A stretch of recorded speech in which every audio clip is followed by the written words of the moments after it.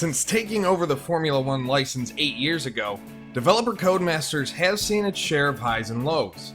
If 2015 was its low point, then it's safe to say that F1 2017 was an ultimate high for the series.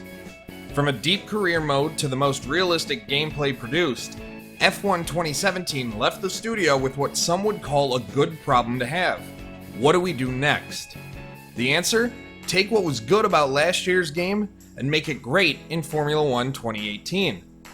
You won't notice any major additions right away this year, as most of the features and modes remain with improvements done within. That doesn't mean the game is exactly the same. Driving is more accessible than ever due to all the assists available to newcomers to the game. That said, F1 2018 really rewards you for improving your skill set by making the game feel like a completely new experience when you remove assists like traction control. The joy of F1 2018 is racing the way you want, and the game gives you every chance to do just that. The much debated Halo head protection makes its debut in F1 2018, and while it can interfere with your viewing, it can easily be removed from view to give you a better feel behind the wheel of your car. AI drivers have received a notable improvement as well in the way different ones race on a given course. Each driver seems to have a variety of advantages and disadvantages depending on the track, and it seems to be based on real-life performances on that course. AI drivers don't just race as if you don't exist.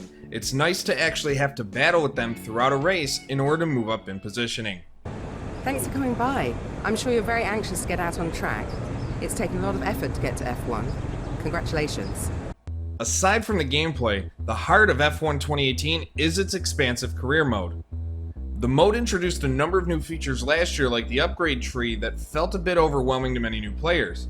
This year, upgrades have been more streamlined for everybody.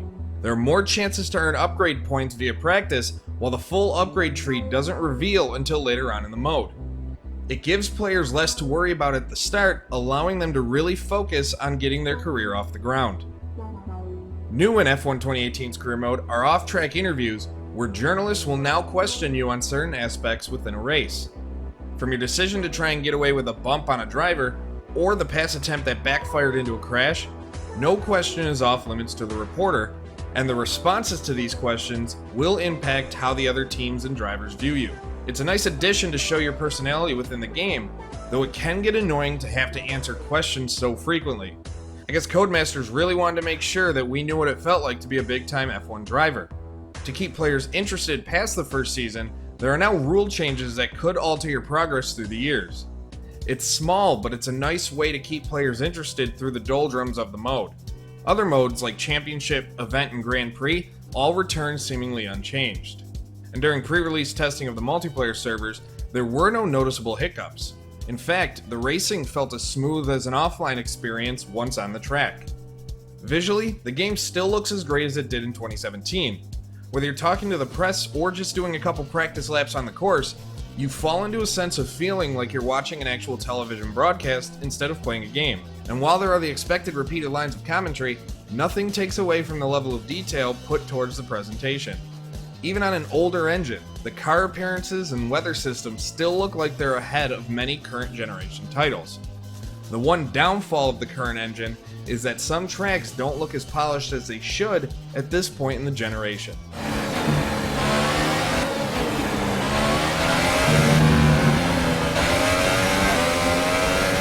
F1 2018 is a game that once again shows why it's one of the best racing titles on the market. From a fun and deep career mode to an excellent on-track experience, it's everything that a racing fan would want in a video game. The only problem is that the series is hitting a point where the experience feels largely the same as its prior installment. The small changes definitely add to the game, but it comes down to whether or not they warrant another $60 purchase. If Codemasters wants fans to keep buying the annualized title, it may be time to do something drastic moving forward.